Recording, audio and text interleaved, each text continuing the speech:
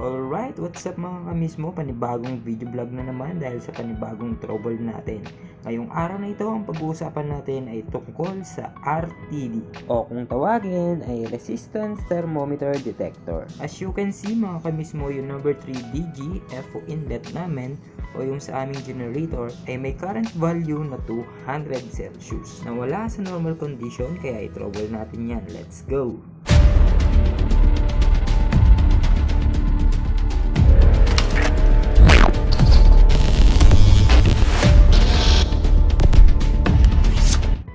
At ito na nga mga kamismo, yung trouble na yon ay matatagpuan nga dito sa aming generator number 3.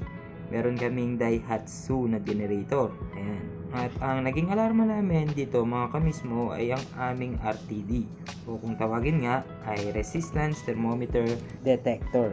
Ang sinisense nga pala ng RTD na ito mga kamismo ay yung fuel line inlet.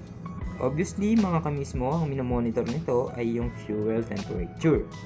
At based sa appearance ng RTD mga kamismo, posible ay natapakan ito kaya nasira.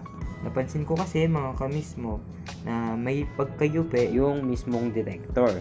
At sa aming monitor console makikita niyo dyan, ayan, number 3 DG FO inlet, nasa 200 yung kanyang current value.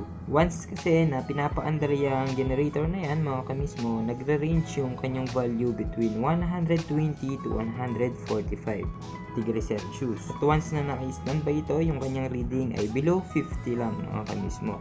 First step na aking gagawin sa troubleshooting na ito mga kamismo ay ilalagay ko muna sa engine side yung selector ng aming generator. Then, syempre, inform ko lang din yung mga engineers para alam nila na may ginagawa ko dito. Ang una kong ginawa ay nilinis ko muna mga kamismo dahil sobrang dumi na din ito. Then, after kong malinis yung mismong pinaglalagyan nito at saka yung mismong detector plus retightening works, ay sinubukan ko itong ibalik at testingin ulit. At dahil ganun pa rin yung reading mga kamismo, hindi pa rin nagbago, ay minabuti ko na lang itong palitan. Dahil meron akong spare on board, ay papalitan ko na lang ito ng bago. At once na magpapalit, syempre yung naging practice ko ay magre-request ako ng bago. Ganun lagi yung ginagawa ko mga kamismo, kaya napaka-importante talaga ng inventory sa barko.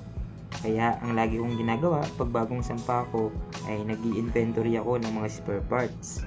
Nang sa gayon, sa mga ganitong troubles ay meron akong nakareding mga spares. Ito yung itsura ng buong set mga kamismo, pero hindi yan yung kailangan ko dahil okay naman yung mismong housing nun.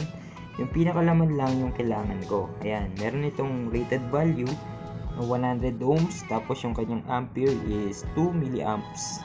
At ang kanyang range ay 0 to 200 degrees Celsius. Yung kanyang description, ayan, yung kanyang length is 80, tapos yung kanyang diameter is 7. Original spare parts ito mga kamismo dahil made in Japan. Tapos, install na natin.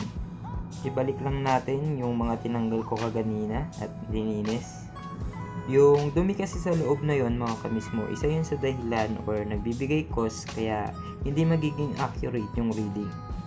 Siyempre, imbis na masense agad ito, ay napipigilan dahil nga dun sa dumi. Yun na yun mga kamismo, basic na basic lang yung pagpapalit nito. Basta mayroong spare, napakabilis lang. Karamihan pa naman sa equipment namin dito sa barko mga kamismo ay ginagamitan ng mga sensing thermometer device. Iba't ibang ano lang to, design. May mga thermocouple, thermoplastic, thermostat, at marami pang iba. Ito pala yung itsura ng mga kamismo at yung bumengkong, ayan yung isa. Bali, install ko lang muna to. Isasalpak lang naman ito at ite-terminate ko lang.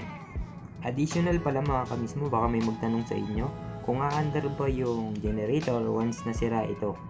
Yes mga kamismo, aandar pa rin ito. Hindi katulad ng mga sensor ng langis or oil, once na nagloko mga kamismo ay hindi mo talaga mapapaandar yung generator hanggat hindi mo to nare-rectify. Pero depende pa rin yan sa design ng generator ninyo sa barko, sa pagkakaprogram nito mga kamismo. Iba-ibang maker kasi, iba't ibang disenyo yan. Check muna natin kung umaandar na. Ayan mga kamismo, yung temperature niya, current value is 36 degrees Celsius. So okay na. Para ma-verify natin kung tama ba yung binawa tong temperature nito mga kamismo, pupunta tayo ulit doon. dahil merong thermometer doon. Hindi ko pala napakita sa inyo. Merong thermometer na maliit doon mga kamismo. Yung range nun is 0 to 200 din syempre. At dapat yung makita nating value doon ay 36 degrees Celsius din. Para ma-confirm talaga natin na accurate ito. At ito yun mga kamismo. Taas pa natin ng konti. Saan ba yun?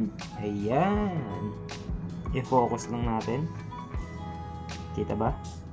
Hindi visible, no? Pasmado yung cameraman. Ikatutipos na lang natin para sure ball. Ayan. Hirap mong hulihin, ha? So, yun lang mga kamismo. Sana nagustuhan niyo yung video na ginawa ko. Sa mga hindi pa nakapag-subscribe sa aking YouTube channel, ay huwag niyong kalimutang mag-subscribe at i-hit ang notification bell para palagi kayong updated sa mga bago kong i-release na video. Nag-upload ako ng mga electrical works, engineering works, at iba't ibang buhay namin dito sa barko. Muli, ako nga pala si El mismo. Isa po akong elektrisyang seaman. At sa mga nangangarap na maging seaman ay ipagpatuloy nyo lang yan dahil tulad nyo rin ako na nangarap lang din. Ngayon ay nakasakay na ako. Ang tip ko sa inyo ay magpatuloy lang kayo ng magpatuloy at huwag nyong susukuan yan. Mag-focus lang kayo sa proseso. Kaya nyo yan. At syempre manalangin palagi sa taas. So paano ba yan? Hanggang dito na lang. Hanggang sa muli. Bye bye! Peace out!